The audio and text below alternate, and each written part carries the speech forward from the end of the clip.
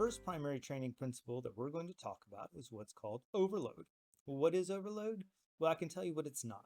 Overload does not mean that you're doing too much. That's called overtraining. Sometimes people get those confused. Instead, overload is a stress that's more than what you're used to encountering, right? So if we're talking about Milo, Milo's overload was the weight of the calf. Well, while he's carrying the calf is probably struggling a little bit. So that's actually some additional overload, having to control that calf.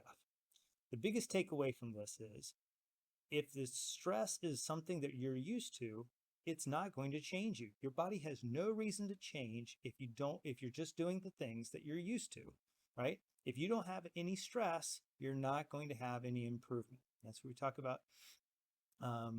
Stress is not necessarily a bad thing. We'll talk about that in my series on stress.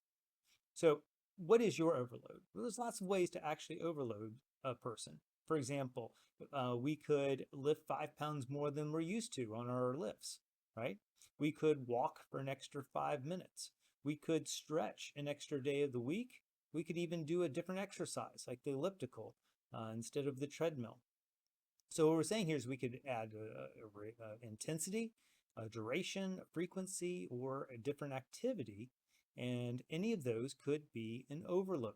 Anytime that we're doing something that's a little bit more or a little different than what we're used to, that is an overload. So in our next video, we're going to talk a little bit more detail about how we can create an overload in our exercise programs.